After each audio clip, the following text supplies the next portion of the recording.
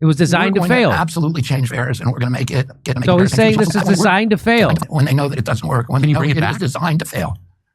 We're going to absolutely change VAERS, and we're going to make it. We're going to create either within VAERS or supplementary to VAERS a system that actually works. Bobby Kennedy went on Tucker Carlson yesterday, and guess what he has to say about. He says the CDC covered up vax injuries. Let's listen. There's a lot of people out there who say, this is part of the consensus. You'll see this on every mainstream. Anderson Cooper, Jake Tapper, all of these guys say again and again that the link between autism and vaccines has been debunked. Right? It's been studied. But those studies that I was talking about earlier, the epidemiological studies, they only looked at one vaccine, the MMR, and one ingredient, thimerosal. None of the vaccines that are administered to children during the first 6 months of life have ever been studied for autism. In fact, the Institute of Medicine said that they looked at this issue, has it been debunked? And they said, no, these studies have never been done on the vaccines that are the most likely culprit, which is, DTaP, Hep B, the pneumococcal, the vaccines given in the first 6 months, none of them. They said the only one that has ever been studied is DTaP, which is diphtheria, tetanus, and pertussis. And they said that the one study that was done showed that, there was a link with autism. But we're not going to count that study because it was based on the VAERS system, which is CDC's only surveillance system. And they said that system is too unreliable. So he's talking about the VAERS, VAERS, the VAERS. That's when you self-report if you think you were injured by a vaccine. And they say, no, we can't. That study that you did that connected autism to those injuries, we can't use that study because the system that the CDC set up to record vaccine injury, it's unreliable. That's why they can't use that study.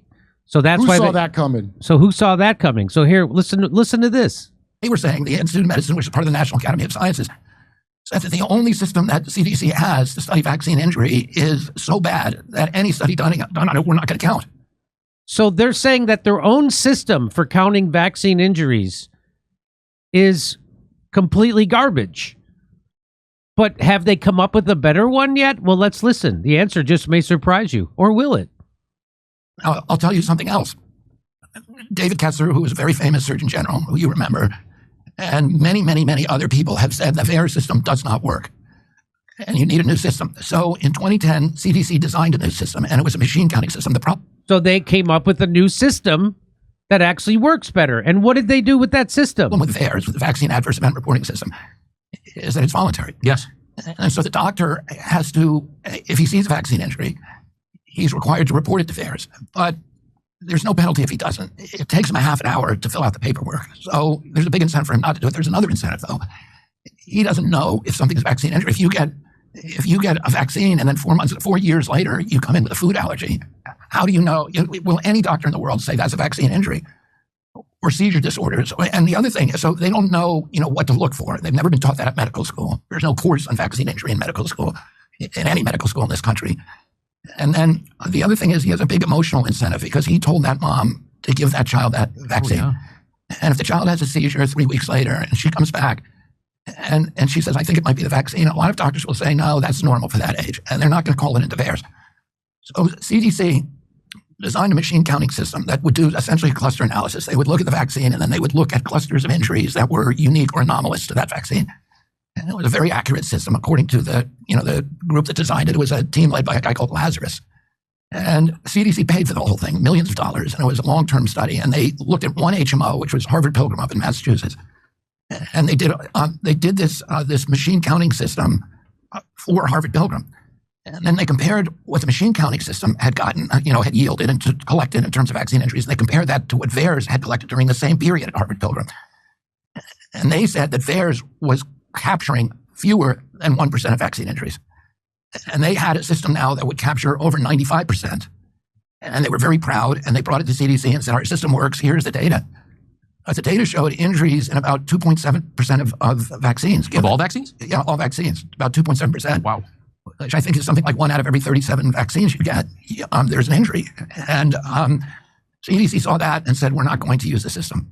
And they shelved it in 2010, and they've continued to use VAERS now for 22 years when they know that it doesn't work. Can you bring it back?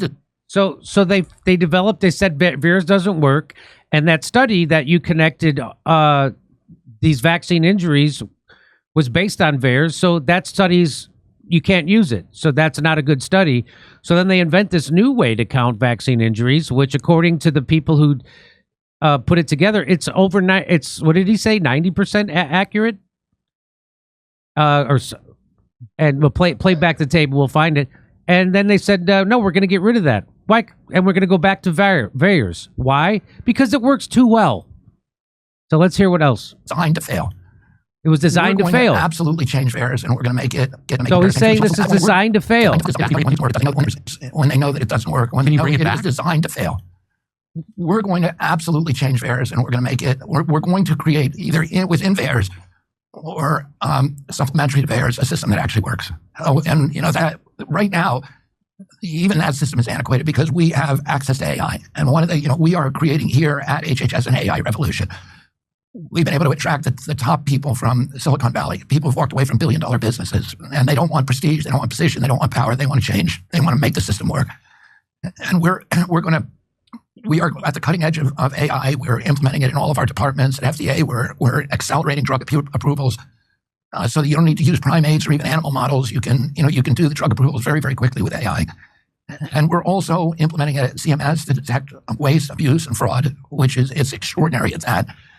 But we're also going to, use it on at CDC and throughout our system to look at the metadata that we have and be able to make really good decisions about interventions. For example, if you look at the population as a whole and say, okay, we're using 3 different diabetes drugs or 5 different statin drugs or all these SSRIs and others, you can then look drug by drug and you can tell in the population whether it's working or not and which one is giving you the best bang for the buck and which one has the most side effects. We have a potential now to use AI in ways that are going to revolutionize medicine. You probably heard about 8 sleep. Okay. What, Kurt? What's the matter? We're going to use AI, like the one where Luigi Mangione supposedly shot a guy over how bad the AI was doing with insurance. No, what he's saying is they're going to use AI to be able to detect the negative effects of these drugs. They're going to be able to figure out what the actual side effects are, what the negative effects are, and it's AI bullshit. That's what he's saying. That's what he's saying. They're going to collect your data. Who's going to run it's the same blind spot he's got for Israel. Oh, the best of the tech people who that's terrifying that they're not after money. They just want to change things. Those freaks from the tech sector, the Larry Ellison people, the Peter Thiel people. That's what he's saying, right? I don't think that's what he's saying. He don't know what he's saying. He thinks Israel's good. Kurt, this is an amazing switcheroo by the FDA, the HHS, and the CDC. This is a big deal. The guy's out there saying that the VAERS system we're going to change it. We're going to actually track how people are injured through vaccines in an accurate way. He's saying that they suppressed the studies that linked side effects with vaccines. Yeah. That's what he said. That's now a machine will do it. And by the way, if this was real, why aren't people in prison right now? Why is there no trials for the people that purposely sabotaged the thing and poisoned everyone's kids? But everybody's not going to, move on. AI will do it. That's how they get you. And if you trust the AI, you're a chump. If you use Chat GPT, you're a chump. I don't know what the hell's wrong with people, but they're like the technology will help. No, it won't. Evil people that did that thing are the ones making the AI. So you're screwed. Nah, it's all bullshit. That's Kurt. That's Kurt's point of view. I'm remaining optimistic. I hope I'm wrong. I'm going to remain optimistic. I'm seeing a lot of good changes. It's not as fast as I want, that's for sure. But he says he's going to let us know by September, Kurt, what the cause of autism is. I bet no one will be punished. I bet nothing will happen to anyone responsible. No, nothing will. But we'll have a big change. And I think you get the corrupt people out. It don't change. They change. Well, he did. He did just fire a bunch of people on that board, and they came after him for it. They should be in jail. It's just like I just see the same. I don't know how Scott Gottlieb could be the head of the FDA, and then the next day after he quits, he's on a board of Pfizer. That should be illegal. That is corruption. And that guy's a criminal. Scott Gottlieb, the former FDA director, who's now the spokesperson speaking out against what Bobby's trying to do. So he has the right enemies. The people. I like Bobby Kennedy, but I'm just Yeah. saying, like, the system. Hey, I was optimistic maybe Trump would do something. We saw how that went. Hey, come see us on tour. We're going to be in Toronto, Red Bank, New Jersey, Northampton, Massachusetts, Concord, New Hampshire, Oxnard, California, Rutherford, New Jersey, New York, Edmonton, Calgary, and Vancouver. Go to jimmydore.com for a link for tickets.